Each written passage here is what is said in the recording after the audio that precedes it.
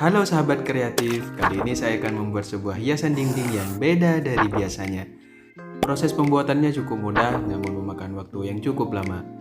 Seperti apa ya? Mari kita lanjut ke tutorialnya. Saya sudah mengeprint logo Blackpink sebelumnya di atas kertas stiker yang relatif murah.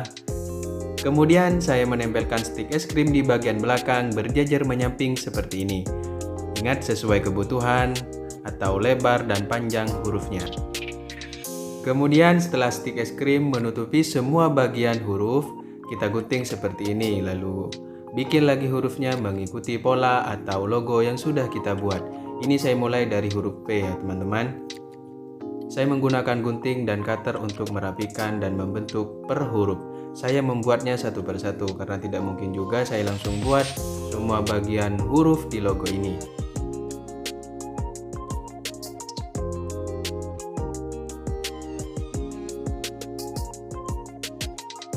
Proses pembuatan logo ini memakan waktu yang cukup lama teman-teman. Saya lupa tepatnya berapa jam yang saya habiskan untuk membuat logo Blackpink ini.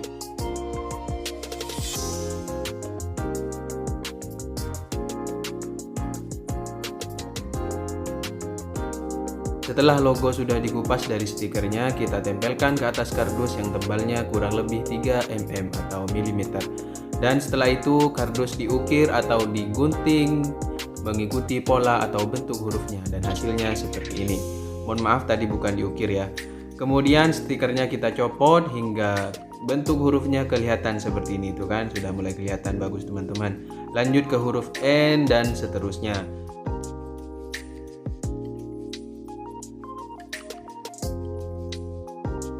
Dan setelah selesai dikupas hasilnya seperti ini. Perhatikan hurufnya begitu bagus sih menurutku karena saya pakai alat manual.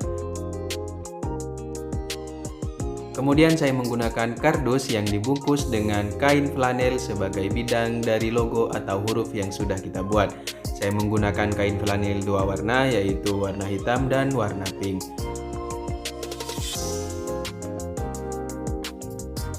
Setelah itu huruf per hurufnya saya tempelkan ke atas bidang ini teman-teman, sesuai logo dan nama grup band tersebut, yaitu Blackpink. Pada kata black saya tempelkan pada bidang warna pink.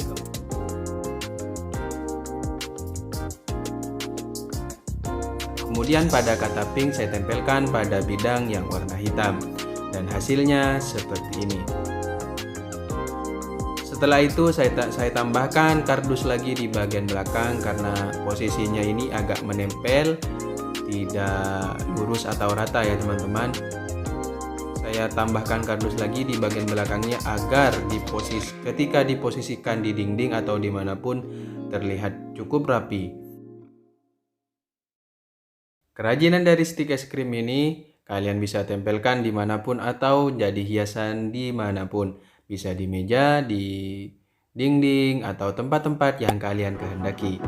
Oke teman-teman, saya ucapkan terima kasih banyak yang sudah menonton video ini hingga selesai. Jangan lupa subscribe, like, komen, dan bagikan ke akun media sosial kalian. Sampai jumpa di video berikutnya. Assalamualaikum warahmatullahi wabarakatuh.